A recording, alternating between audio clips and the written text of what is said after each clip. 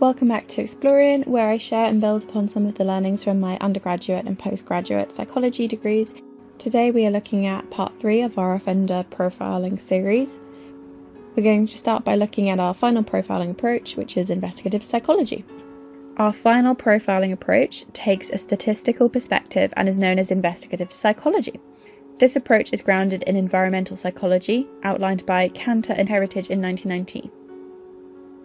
One of its foundations is the Facet Theory 5-factor model, which considers factors like attempted intimacy, sexual gratification, aggression, impersonal interaction, and criminality. Attempted intimacy is between the victim and offender, for example, where the offender wants the victim to physically participate and will even go as far as complimenting the victim in order to try and achieve this. Sexual gratification is achieved by the perpetrator. Aggression is violence to try and control the victim. This is often part of the offender's fantasy. They can also be verbally aggressive, so it doesn't have to just be violence and physical. Impersonal interaction.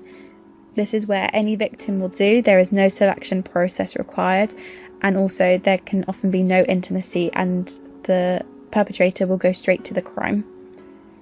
And criminality. So behind this there will be an intent. So for example, the use of bindings, stealing, gag. This all shows planning and pre-thought and therefore intent. Statistical tools like smallest space analysis, or SSA, are used to compute correlations between variables, then rank orders them, helping investigators understand the relationships between different aspects of behaviour. However, investigative psychology is not without its challenges. One problem lies in the categories based on empirical analysis.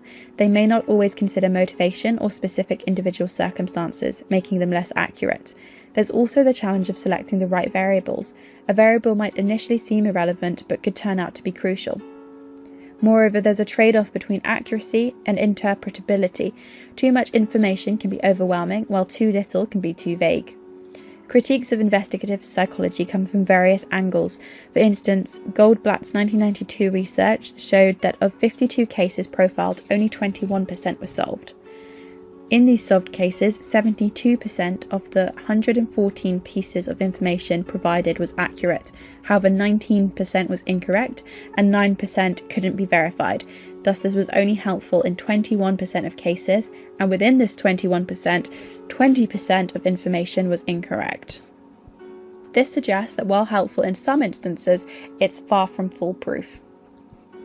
So as we've seen, each profiling approach has its strengths and critiques, and the field of criminal psychology is continually evolving as researchers strive to improve these methods. Now let's reflect on general evaluations of profiling.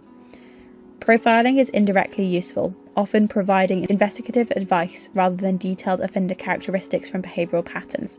This perspective is supported by research such as meta-analysis by Snook et al. In 2007, which suggests that profiling frequently relies on common-sense guesses rather than scientifically evidenced rationales. Obtaining advice from well-informed professionals can help law enforcement officers take a fresh look and re-evaluate existing information, as noted by Wesley in 1993. Jackson et al. In 1994 recommended that profiles should be seen as supportive rather than substantive tools in investigations. Negative views of profiling include concerns that it can widen investigations to unmanageable proportions, not providing new insights, and potential breaches of investigative guidelines like PACE. Some critics argue that the advice offered is often too general or commonsensical, and police may feel pressured into using profiles despite their skepticism. Positive aspects include the value of profiling as a second opinion and confirmation of judgment. Let's break down some of the changes in offender profiling in the UK. In response to the limitations and critiques of traditional profiling methods, the UK introduced behavioural investigative advisors.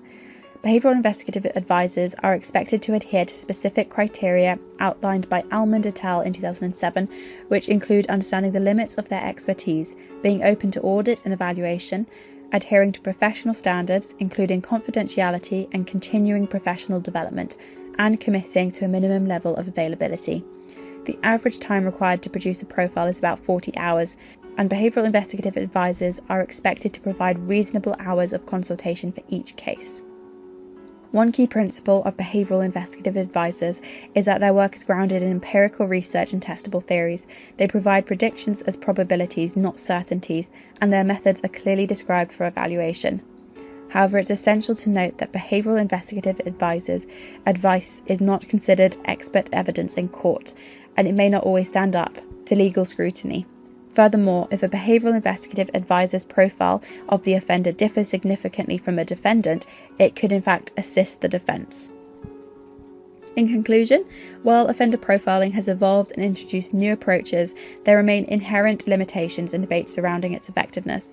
It is essential to recognise that profiling, whether traditional or modern, should be viewed as a tool rather than an infallible science, and the intuition of psychologists is subject to the need for validation and empirical support.